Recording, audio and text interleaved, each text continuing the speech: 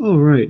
So, hello, everybody. I'm Justin Higner, the town of Wheatfield town historian. I wanted to be able to come to you at this time, just a little bit of a discussion, a little bit of a talk about what it means to be in my position and also what it means to have been able to host and to have taken in such a great deal of material and pictures and comments and so forth from the We Feel New York Our History Facebook group page. First of all, it's been a revelation and a privilege and a real uh, sacred trust that I feel I have for welcoming and presenting the material that I get and present respectfully, and that I will be reflecting some of what I've received in the history of Wheatfield presentations, parts one and two, that you're going to see in May over at Town Hall when we celebrate the building's 50th birthday. It was opened in about the middle of 1973. I think it was in June, basically mimicking the founding of the town of Wheatfield, which is also in June, early June of 1836, and uh, and then it was translated and transformed into about the same day in 1998 when supervisors old and new, Stanley Brzezinski and Tim Demler, cut the ribbon together to rededicate the building. And now we have the 50th birthday. We see Town Hall now, the sort of bustling place it always was, but now with new generations of people coming in again and inhabiting it and attending meetings and doing conferences and so forth. Just what a government building is supposed to be about, and the terrific staff that's there, of course, that I've known for many years in some cases yet, and we all do, I hope, as good a job as we can for the residents and anybody else who's curious about doing business and visiting our beautiful town. And so, being in the position that I am as historian is part and parcel of that, part of the collection of responsibilities we have for all 18,000 plus people here. It's quite the population difference, of course, from the year 1836 when there might have been something like uh, about 2,000 people in the whole of the town, maybe not even, honestly.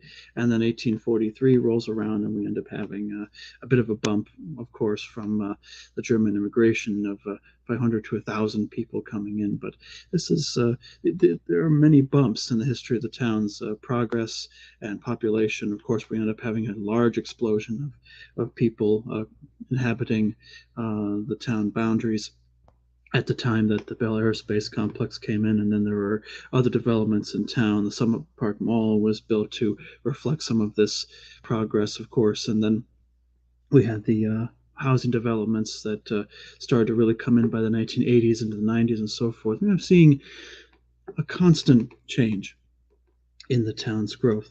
And now we come to today, where the that kind of progress continues.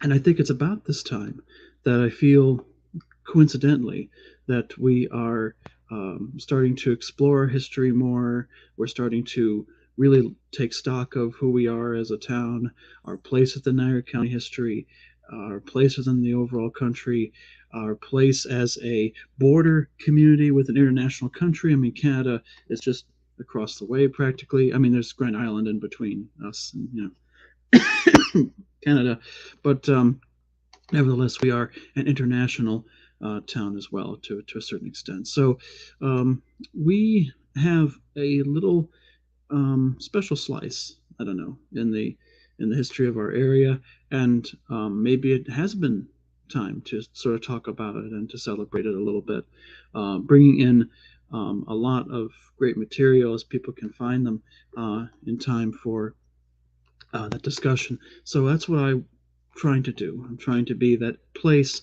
that collection point for a lot of information and memories and ephemera um, to come together at last.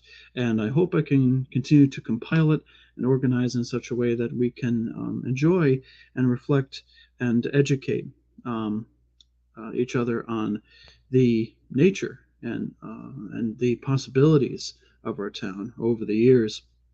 we have many stories, personal stories, immigration stories that we can tell in the process of making this this kind of a birthday party at town hall as fun and exciting and as informative as it can be. So I just want to put that out there and to put out this experimental video to you.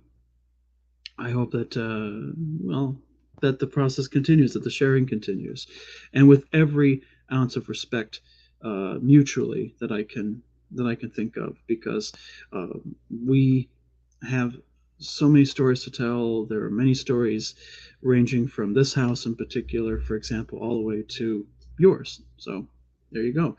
It's history at home, right? It's one of my presentation titles, History at Home.